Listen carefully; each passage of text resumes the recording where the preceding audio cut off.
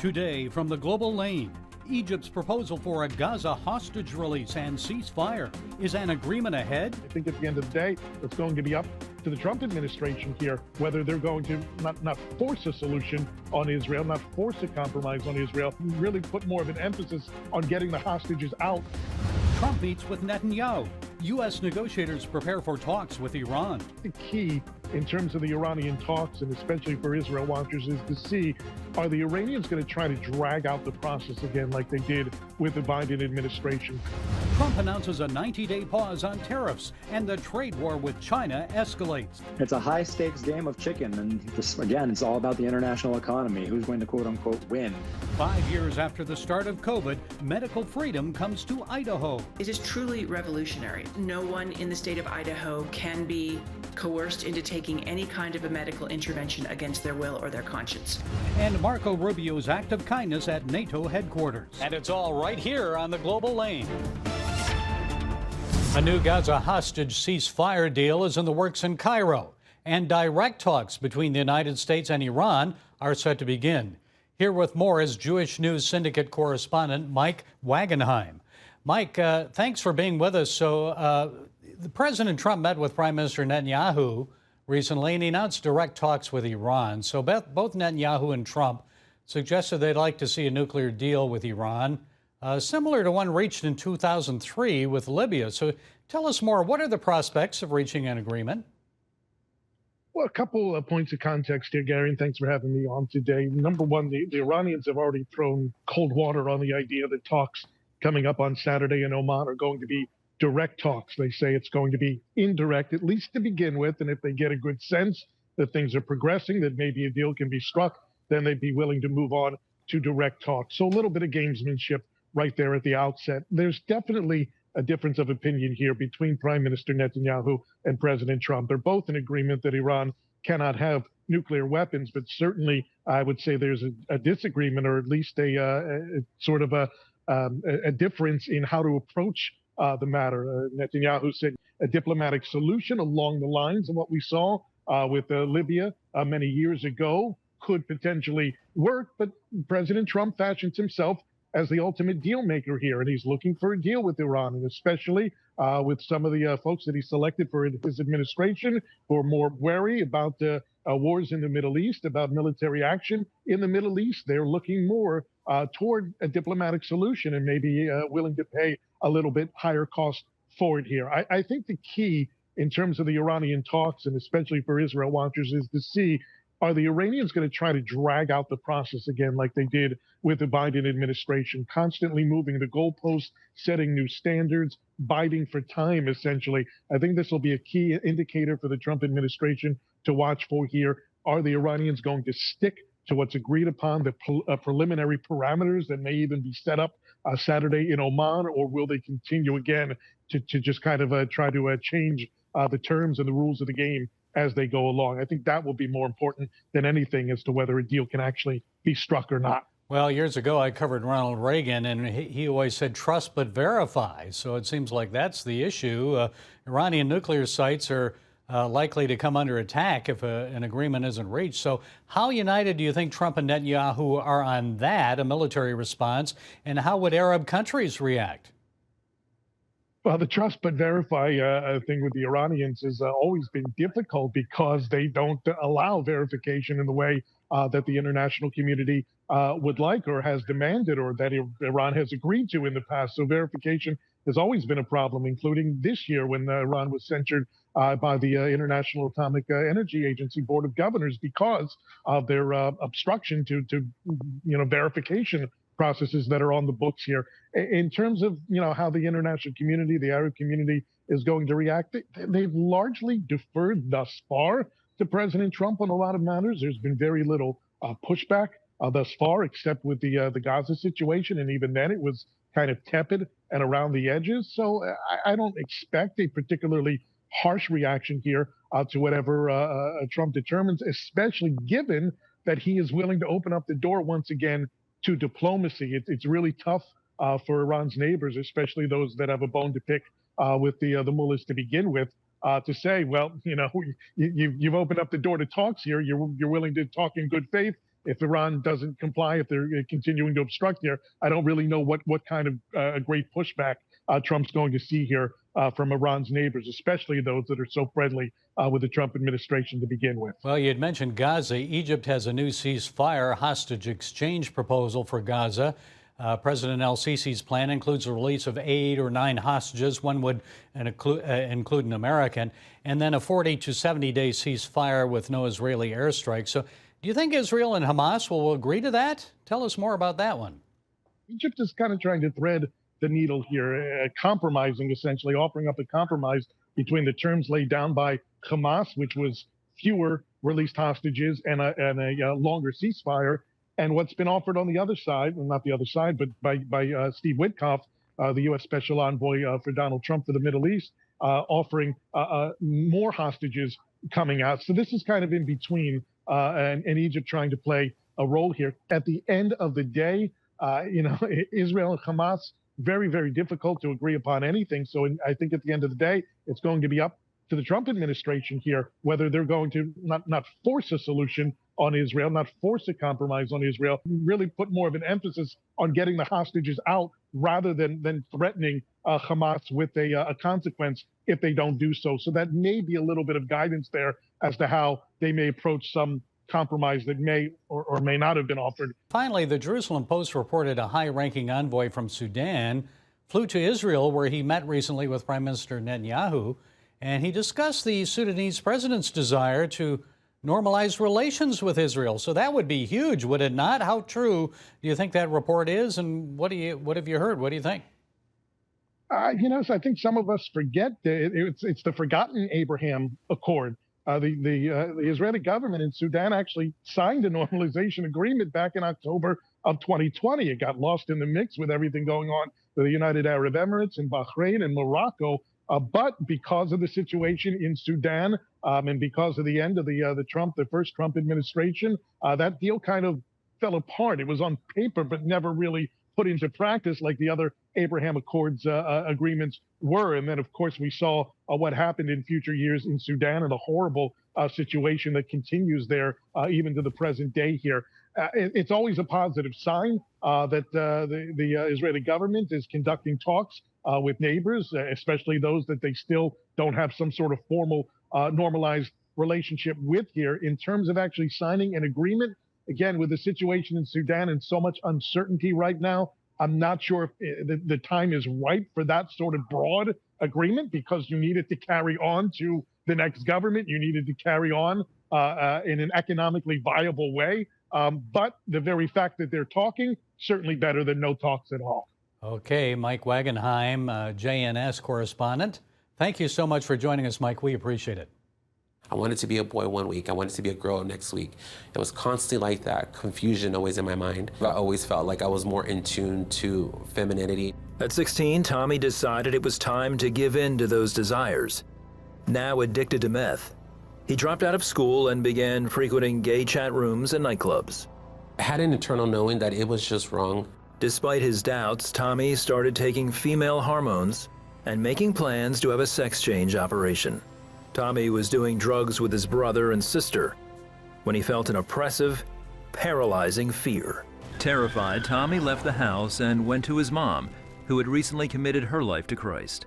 I had to cry out to God because I just knew in that moment that He was the only one that was able to help me. So I remember just telling Him, I'm sorry of the lifestyle that I was living. I just went into this deep place of repenting and asking for forgiveness. If Jesus did it for me, He could do it for you. We all need a Savior. We all come from a place of brokenness. A new wave of anti-Semitism is sweeping the globe, and the Jewish state faces hostility at every turn. Now is the time for Christians to support Israel. In CBN's free booklet, Why Christians Stand with Israel, you'll discover why Christians support the Jewish state and why we must stand together with the Jewish people. Get your free copy today. Call now or go to cbn.com/standwithisrael. Nutrition, exercise, essential oils, weight loss, and more. It's Healthy Living with Lori Johnson. Talk about what's in this. Join CBN health reporter Lori Johnson to get the latest information from today's top health experts. This is fantastic. Find out what you need to know to live a healthier life. Watch Healthy Living, Tuesday night at 8:30 on the CBN News Channel. What goes up must come down. That's Newton's law of gravity. And it may eventually apply to many of President Trump's tariffs. We'll hear with more on this, and also to share his thoughts on MAHA proposed food stamp reforms is Alexander Salter, economics professor at Texas Tech University.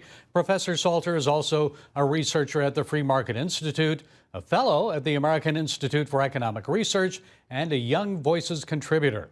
Good to talk with you again, Alexander. I want to get into your thoughts on the MAHA food stamp reform, but first, Trump's tariffs are still dominating the news and the markets, especially Wall Street. So short-term pain, long-term gain here. What are your thoughts? I'm having a hard time seeing what the long-term gain could be. Keep in mind that we saw $10 trillion in global asset wealth wiped out in 72 hours as markets reacted catastrophically to these new and unnecessary taxes on trade. Now, I understand the administration's position. They want to shore up the defense industrial base. They say they want to renegotiate some trade treaties. But let's keep our eye on the ball here. A tariff is a tax. Taxes discourage the production and distribution of wealth. You cannot make your country richer by not trading with people. And yet this administration seems to think that throwing up trade barriers is somehow going to bring back manufacturing jobs as if it's 1950. It's not going to happen. All that's going to happen is that they're going to throw a wrench into the gears of the international economy, destroying trillions of dollars of wealth besides. So I have to hope that this is a negotiation ploy, even though the administration insists that it's not. But let's also keep in mind that this sort of method of negotiating tariffs, actually threatening and levying tariffs only to walk them back later, has a pretty mixed track record. While many countries want to work a deal to negotiate lower rates, China boosted their tariffs against the U.S. This seems to be a poker game, only here lives, jobs, billions of dollars are at stake. What do you think is going to happen here? After all, China is our biggest trade partner. It's a high-stakes game of chicken, and this, again, it's all about the international economy, who's going to quote-unquote win. But of course, that's the wrong way of looking at it, right? Economics is not a zero-sum game. Trade is not I win, you lose, or you win, I lose. Trade creates winners on both sides of the transaction.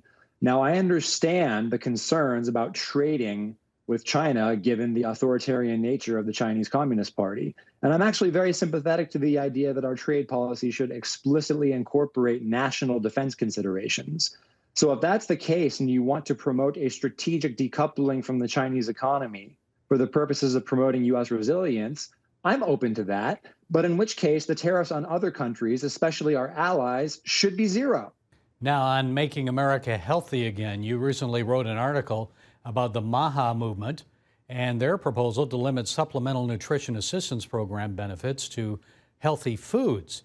MAHA advocates have proposed eliminating high-carb and sugary snack foods, Coke, soda pop, from the list of items that can be purchased by people that receive food assistance through SNAP benefits. So you contend that instead of reducing obesity rates, that move may unintentionally increase junk food consumption. Why is that? It's possible that junk food consumption will go up depending on how the policy is structured. Here's the key economic insight, and here's the cool explanation for the counterintuitive claim that food stamp reform might actually contribute to worse health outcomes. Every time I give you a government voucher for something, food, shelter, clothing, whatever, it frees up $1 worth of your other income to buy anything else with.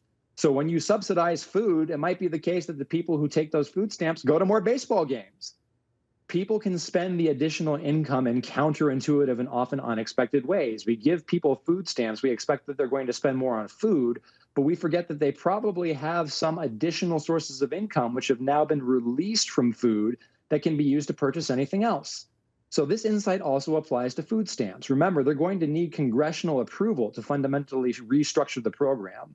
What if, to tout their working class populist bona fides, they increase the total amount of benefits, but also take away food stamp spending on junk food? So it seems obvious that if you take away spending on junk food, that should result in less junk food spending, but you've increased the total amount of the food stamp. So other income can then be used to purchase those Snickers and sodas and Pringles. And the net result is that people don't scale back their consumption at all. You've just given them the means to afford other things. And Alexander, quickly on the issue of taxes, it's that time of year again, April 15th, federal income taxes are due. Are Americans paying more this year compared to last year? And how likely do you think Congress would be to extend the Trump tax cuts? How much Americans are paying is going to depend on a variety of factors, and ultimately it depends on how well the economy is doing this year compared to last year. I wouldn't be surprised if we saw an increase in tax receipts compared to last year, but at the same time, there have been a lot of exemptions, extensions. So depending on how many households and businesses elect to take advantage of that, that's ultimately going to affect the bottom line in terms of what the Treasury takes in. I think that sometimes we obsess too much over the particularities of the tax code in the short run.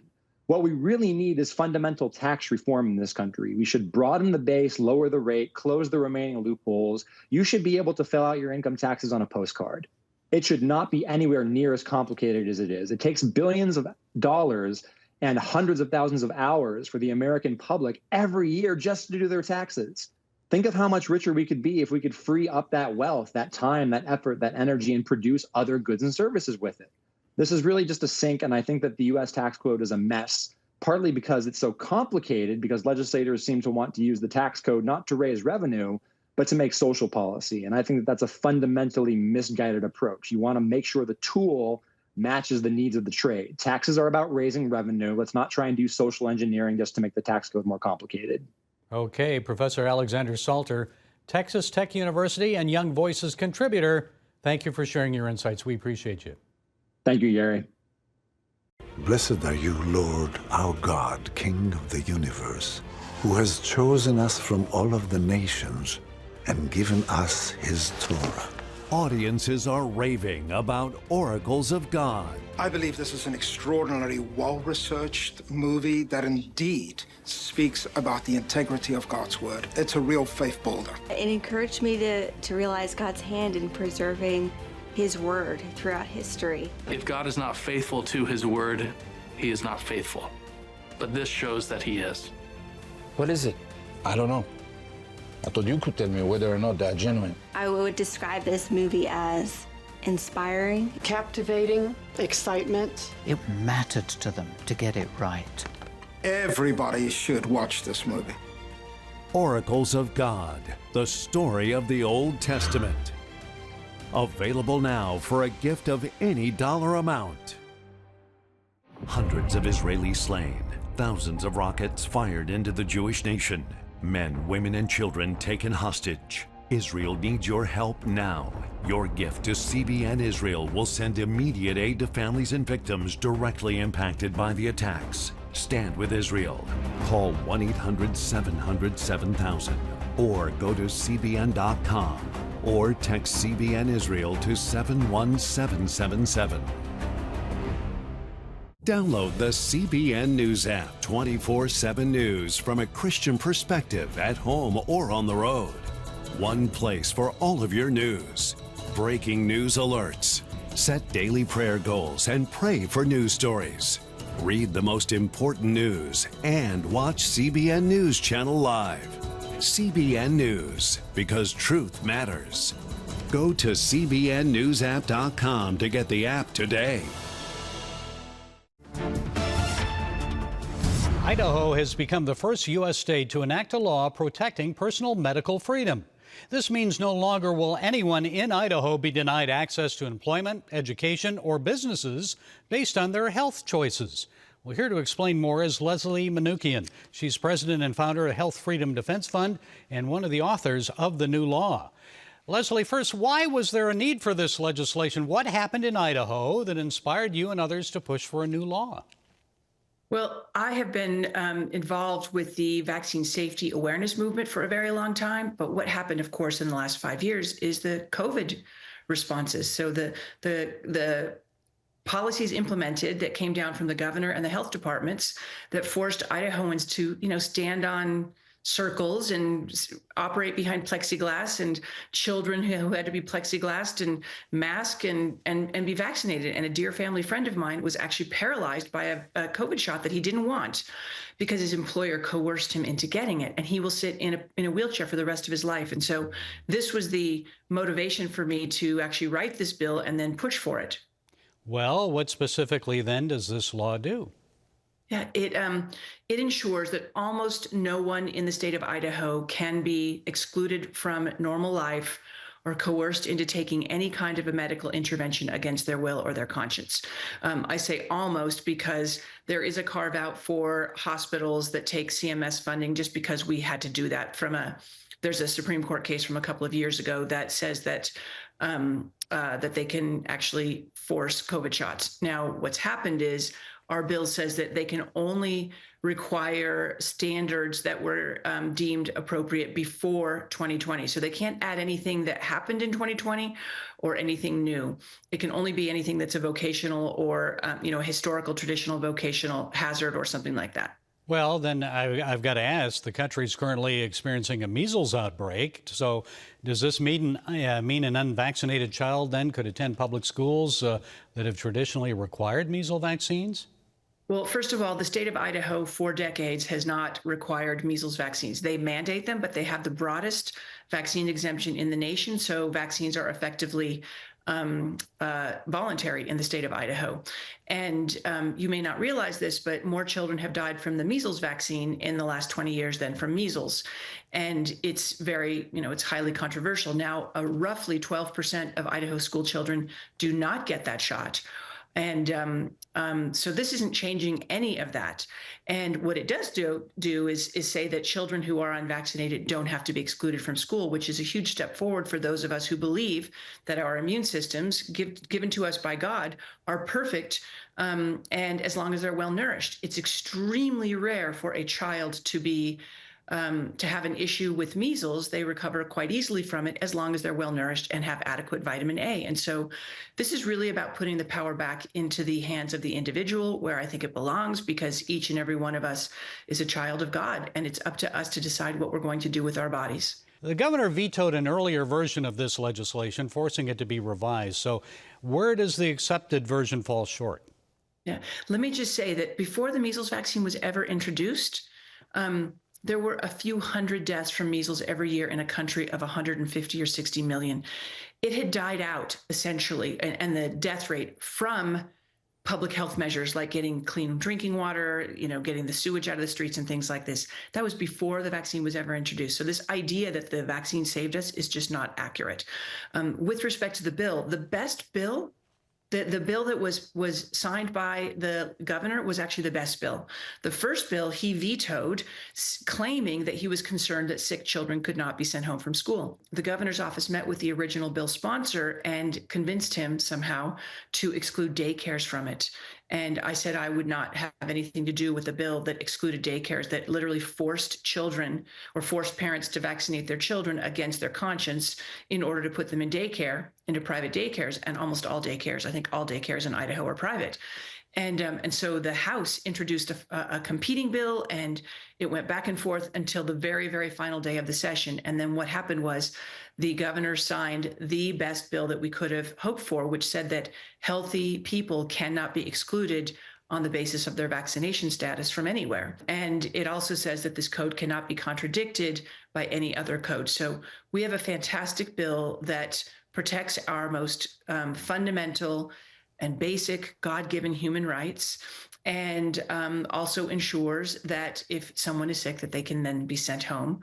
A business can send them home or something like this. It is truly revolutionary. I don't think it should be. I think it's common sense that each and every one of us should be responsible for our lives, and that only each and every one of us knows what's best for each of us, that no one else has to live with the consequences of our choices, and therefore no one else should be dictating them. But, it's kind of amazing that this is the first state to do it. Okay, it's precedent setting. We'll see if other states follow the lead. Leslie Manukian, president of Health Freedom Defense Fund, thank you for being with us. We appreciate it. Thank you. Blessed are you, Lord, our God, King of the universe, who has chosen us from all of the nations and given us his Torah. Audiences are raving about Oracles of God. I believe this is an extraordinarily well-researched movie that indeed speaks about the integrity of God's word. It's a real faith builder. It encouraged me to realize God's hand in preserving his word throughout history. If God is not faithful to his word, he is not faithful. But this shows that he is. What is it? I don't know. I thought you could tell me whether or not they're genuine. I would describe this movie as inspiring, captivating, excitement. It mattered to them to get it right. Everybody should watch this movie. Oracles of God, the story of the Old Testament. Available now for a gift of any dollar amount. As the world watches from the outside, it's a big diplomatic tug of war here in the Middle East. Go inside the story with Jerusalem Dateline. Israeli archaeologists are talking about a discovery that could change the thinking about the Temple Mount. Join CBN Jerusalem Bureau Chief Chris Mitchell and get the biblical perspective on the events shaping the world. What starts in Israel then ends up going to other places. Watch Jerusalem Dateline, Tuesday night at 8 on the CBN News Channel. Hi, I'm John Stolnis, host of the CBN News podcast, DC Debrief. I'd love for you to join me each Friday morning for the inside scoop on Washington politics. We will talk to experts, lawmakers, newsmakers, and analysts to help us take a deep dive into the important stories you might not hear anywhere else. Don't miss this unique CBN News perspective coming to you straight from the nation's capital, because truth matters. U.S. Secretary of State Marco Rubio has been in office for less than 3 months, yet he's already making a significant impact. At home, he's revoking the visas of pro-Hamas activists, while abroad, he's leading diplomatic efforts to bring an end to the conflicts in Ukraine and Gaza. Additionally, Rubio has adopted a tough stance against Nicolas Maduro for failing to accept regular flights of deported members of the Tren de Aragua gang from Venezuela. Rubio has made history as the highest-ranking Hispanic official in the U.S. government. And as Secretary of State, he's fourth in line for the presidency.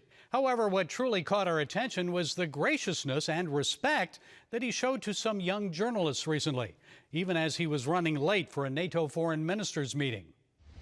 Good morning, Mr. Rubio. Can I ask you a question? Sure. Can you wait till I walk out because I'm late for a meeting? What's your question? I gotta do it. Come on. But not with these guys, only with you. Are you going to make friends today? Yes. We always make friends. We have friends here. We always try to make friends. These are longtime friends and people we've worked with for a very long time, and that'll continue to happen. We've got some differences of opinion, but friends have differences of opinion, but we'll work through them because the important things matter to us. And what is your message for young people in NATO countries? That NATO is stronger than it's ever been. It's going to continue to get stronger because all the countries in NATO are going to spend more money and have more capabilities. So we're going to be a stronger partnership because our partners are going to be stronger. Thank you very much. Thank Can you. we have a high five?